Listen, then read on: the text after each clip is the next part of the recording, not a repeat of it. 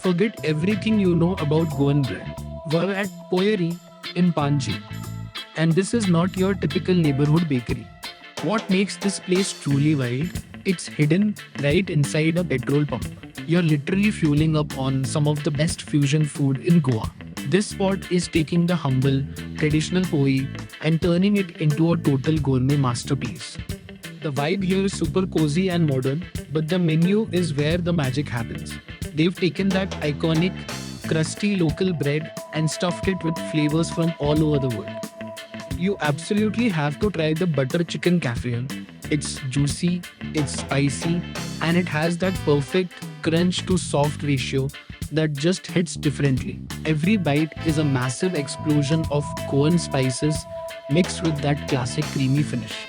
And if you have a sweet tooth, don't even think about leaving without trying the Biscoff caramel poi. It's sweet, salty, and basically the ultimate Goan dessert sandwich.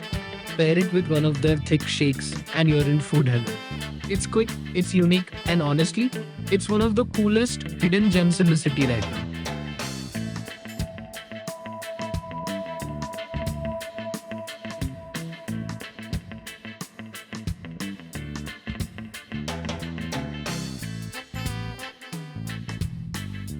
Forget the beaches for a second. If you want to see the soul of Goa, you have to come here. Fontaine Hills, the oldest Latin quarter in all of Asia. Walking through these narrow, winding streets feels like a total glitch in the matrix. 1 minute you're in India, and the next you've stepped right into 18th century Lisbon. Every single house here is a vibrant canvas of ochre yellows, deep terracotta reds, and indigo blues. There is a fascinating reason for all this color too. Back during the Portuguese rule, it was actually a legal requirement for residents to paint their houses every year after the monsoons. That tradition is exactly why these streets look so impossibly bright today. But Fontaine House isn't just about the aesthetics, it's about the atmosphere. You'll see ornate wooden balconies, hand-painted azulejo tiles, and hidden bakeries tucked away in the corners. Make sure to stop by a local cafe for some authentic bemka or a warm pav. You can literally taste the history in every bite. This neighborhood is a living, breathing piece of heritage. So when you visit, move slow, be respectful of the locals, and just let those Mediterranean vibes take over.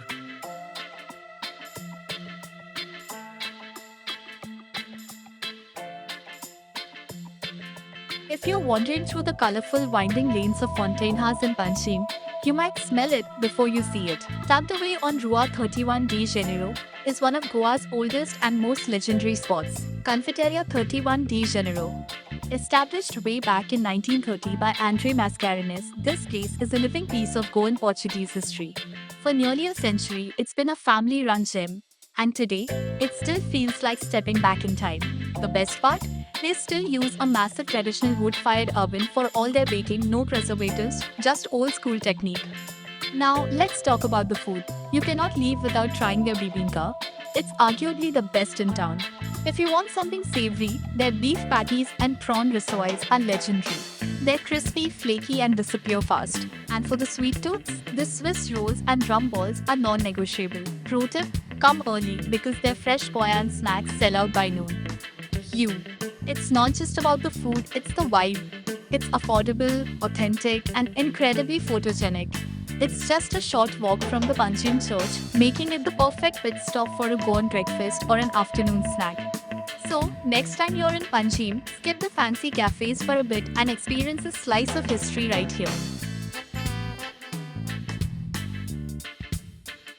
Right in the heart of Panchim's busiest stretch, 18 June Road, sits a legendary spot that every local knows by heart.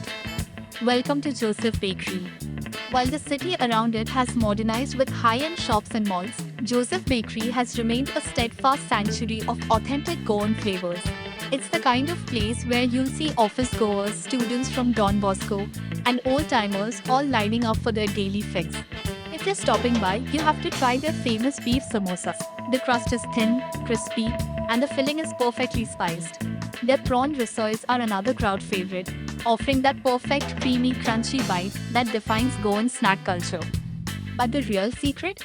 their traditional plum cake, and the soft, fresh corn bread. These recipes haven't changed in years, preserving the taste of old Panjim amidst the hustle and bustle of the main road. It's simple, no frills, and incredibly consistent. Whether you're on a shopping break or just passing through town, Joseph Bakery is an essential stop for a true taste of the city. Make sure to get there early. Their best snacks are usually gone by the afternoon. If you're in Panjim and haven't been to Padaria Preserves, you're missing out on the best bite in Goa. This spot in Caransalem is officially my new obsession. We're talking world-class Portuguese bakery vibes right here in our own backyard.